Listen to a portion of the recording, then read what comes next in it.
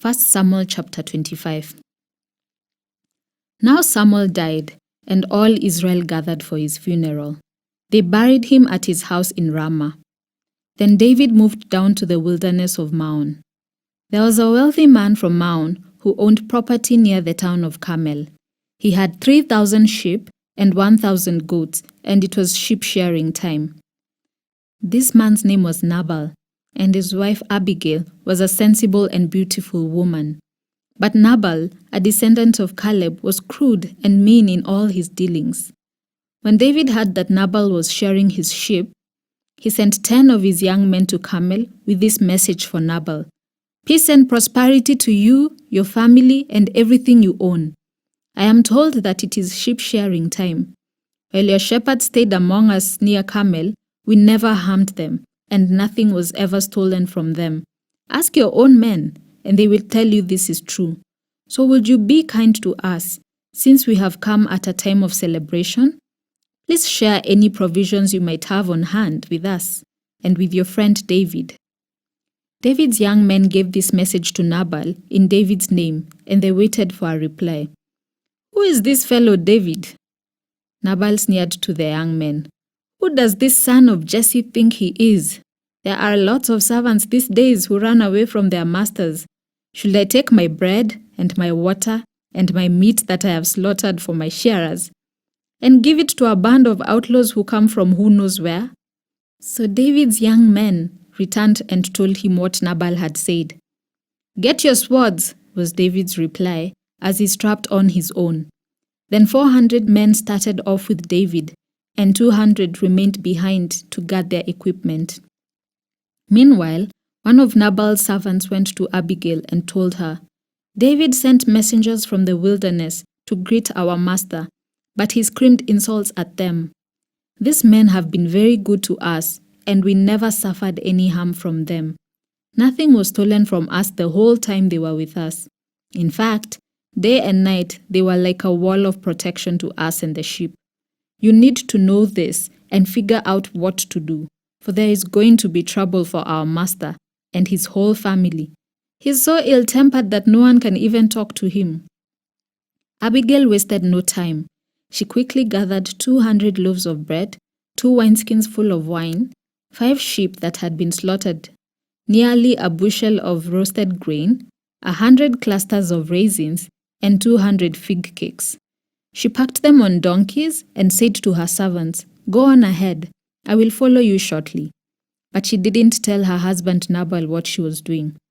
As she was riding her donkey into a mountain ravine, she saw David and his man coming toward her. David had just been saying, "A lot of good it did to help this fellow. We protected his flocks in the wilderness, and nothing he owned was lost or stolen. But he has repaid me evil for good. May God strike me and kill me if even one man of his household is still alive tomorrow morning." When Abigail saw David, she quickly got off her donkey and bowed low before him. She fell at his feet and said, "I accept all the blame in this matter, my lord. Please listen to what I have to say. I know Nabal is a wicked and ill-tempered man.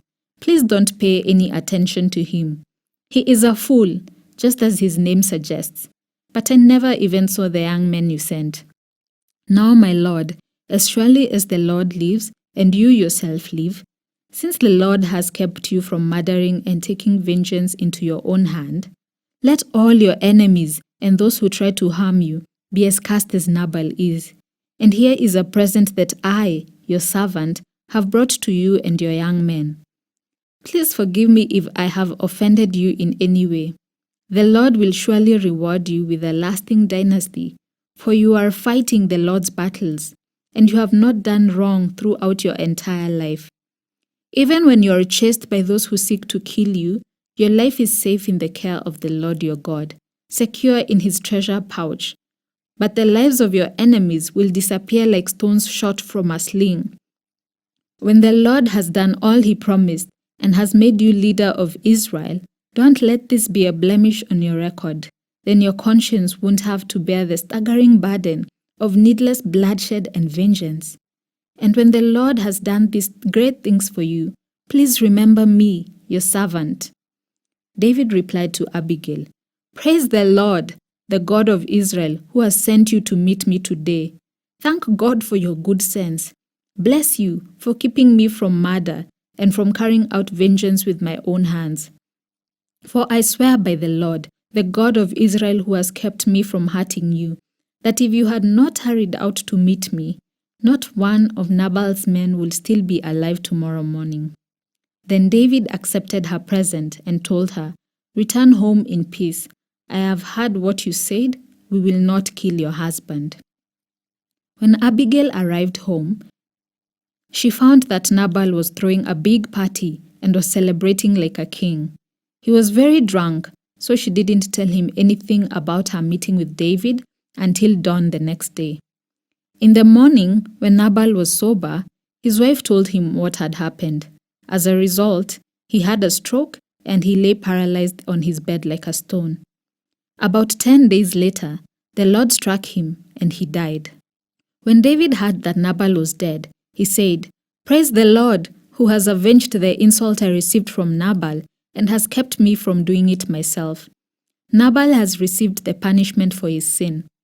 Then David sent messengers to Abigail to ask her to become his wife. When the messengers arrived at Carmel, they told Abigail, "David has sent us to take you back to marry him." She bowed low to the ground and responded, "I, your servant, would be happy to marry David. I would even be willing to become a slave, washing the feet of his servants." Quickly getting ready, she took along 5 of her servant girls as attendants, mounted her donkey, and went with David's messengers. And so she became his wife.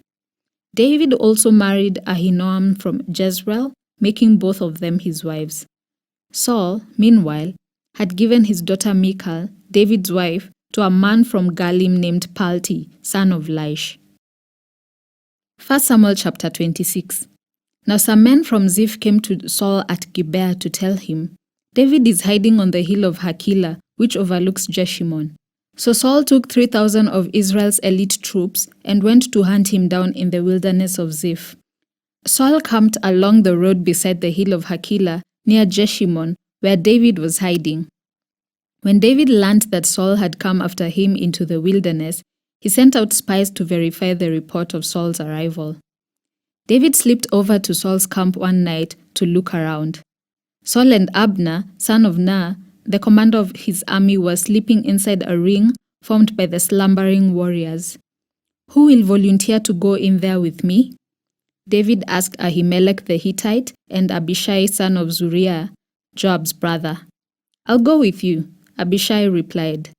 So David and Abishai went right into Saul's camp and found him asleep, with his spear stuck in the ground beside his head. Abner and the soldiers were lying asleep around him. "God has surely handed your enemy over to you this time," Abishai whispered to David. "Let me pin him to the ground with one thrust of the spear. I won't need to strike twice." "No," David said, "don't kill him, for who can remain innocent after attacking the Lord's anointed one? Surely the Lord will strike Saul down someday, or he will die of old age or in battle. The Lord forbid that I should kill the one he has anointed. But take his spear and that jug of water beside his head, and then let's get out of here." So David took the spear and jug of water that were near Saul's head. Then he and Abishai got away without anyone seeing them or even waking up, because the Lord had put Saul's men into a deep sleep. David climbed the hill opposite the camp until he was at a safe distance. Then he shouted down to the soldiers and to Abner son of Ner, "Wake up, Abner!" "Who is it?" Abner demanded. "Well, Abner, you're a great man, aren't you?" David taunted. "Where in all Israel is there anyone as mighty? So why haven't you guarded your master the king when someone came to kill him? This isn't good at all.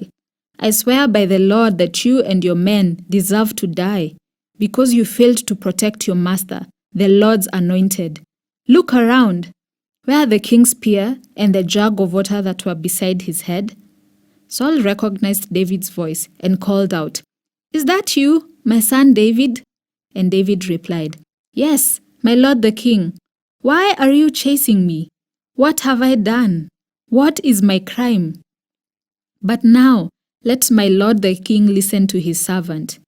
If the Lord has stirred you up against me, then let him accept my offering. But if this is simply a human scheme, then may those involved be cast by the Lord. For they have driven me from my home, so I can no longer live among the Lord's people. And they have said, Go, worship pagan gods. Must I die on foreign soil, far from the presence of the Lord? Why has the king of Israel come out to search for a single flea? Why does he hunt me down like a partridge on the mountains? Then Saul confessed, I have sinned. Come back home, my son, and I will no longer try to harm you. For you valued my life today. I have been a fool and very, very wrong. Here is your spear, O king, David replied. Let one of your young men come over and get it.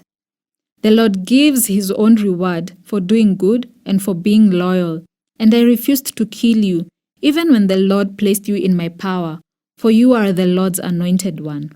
Now, may the Lord value my life, even as I have valued yours today. May he rescue me from all my troubles. And Saul said to David, Blessings on you, my son David. You will do many heroic deeds, and you will surely succeed. Then David went away, and Saul returned home. 1 Samuel chapter 27. But David kept thinking to himself, Someday, Saul is going to get me.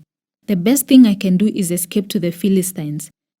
Then Saul will stop hunting for me in Israelite territory, and I will finally be safe. So David took his 600 men and went over and joined Achish, son of Maok, the king of Gath. David and his men and their families settled there with Achish at Gath. David brought his 2 wives with him, Ahinoam from Jezreel and Abigail, Nabal's widow from Carmel. Word soon reached Saul that David had fled to Gath, so he stopped hunting for him. One day, David said to Achish, If it is all right with you, we would rather live in one of the country towns instead of here in the royal city. So Achish gave him the town of Ziklag, which still belongs to the kings of Judah to this day. And they lived there among the Philistines for a year and 4 months. David and his men spent their time raiding the Geshurites, the Gizites, and the Amalekites, people who had lived near Shur, toward the land of Egypt since ancient times. David did not leave one person alive in the villages he attacked. He took the sheep, goats, cattle, donkeys, camels, and clothing before returning home to see King Achish.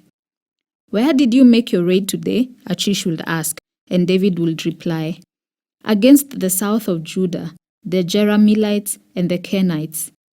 No one was left alive to come to Gath and tell where he had really been. This happened again and again while he was living among the Philistines. Achish believed David and thought to himself, By now the people of Israel must hate him bitterly. Now he will have to stay here and serve me forever. 1 Samuel chapter 28. About that time, the Philistines mustered their armies for another war with Israel. King Achish told David, You and your men will be expected to join me in battle. Very well, David agreed. Now you will see for yourself what we can do. Then Achish told David, I will make you my personal bodyguard for life. Meanwhile, Samuel had died, and all Israel had mourned for him. He was buried in Ramah, his hometown. And Saul had banned from the land of Israel all mediums and those who consult the spirits of the dead. The Philistines set up their camp at Shunem, and Saul gathered all the army of Israel and camped at Gilboa. When Saul saw the vast Philistine army, he became frantic with fear. He asked the Lord what he should do, but the Lord refused to answer him, either by dreams or by sacred laws or by the prophets.